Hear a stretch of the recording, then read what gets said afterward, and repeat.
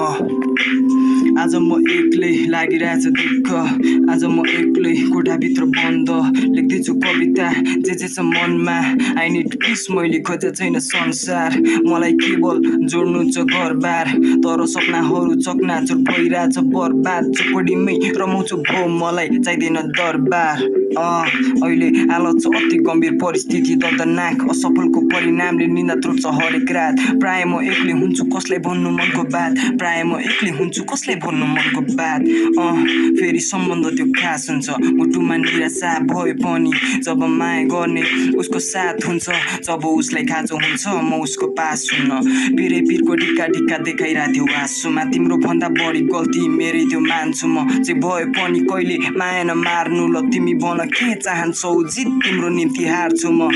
यादै यादमा बाँच्नु छ भन तिमी अर्कैसँग खुसी भए त्यो पनि मन जोड्छ खै किन खै तिमीहरूकोसँग बोल्दा साह्रै नै मन दुख्छ चट्टान जस्तो हृदयमा कहाँबाट आइलाग्यो भावुकपन लेट नाइटसम्म कहिले काहीँ हुन्थ्यो हाम्रो फोनमा कल यताउता होइन सिधै भनिदेऊ तिम्रो के छ खबर केही बातहरू गरिदेऊ बेबी कमन एकपटक सोच तिमी पनि के सुन्दर देखेला त नदी बिना बगर तिमी पूर्णिमाको जुन तिमी बिना अन्धकार हुन्छ मेरो सहर तिमी नै हो मेरो चमक तिमी नै हो मेरो चमक जिन्दगीको रेसमा आज लागिरहेछ थकान बिसाउँदैछु भारी अब कागजको टुक्रा माथि भन्छ कलम बन्छु साथी लेखिदे मनमा के छ सबै समेटिदिन्छु तेरो खातिर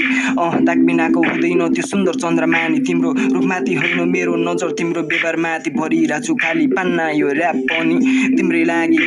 सजाएर राख्न मन छ मुटुभित्र बाँधी मेरो बाँकी जीवन तिमीलाई समर्पित थियो तर भएनौ तिमी राजी म खासै छैन नामी भन्दिन मलाई ऱ्याप हान्न आउँछ दामी भन्दिन म न त छ मसँग प्रसङ्ग लुक्या खुबी म त साना साना कुरामै हुन्छु खुसी म त साना साना कुराले हुन्छु दुखी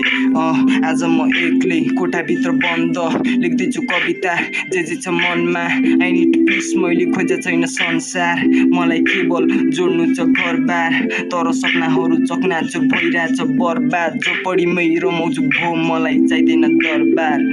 भो मलाई चाहिँदैन दरबार या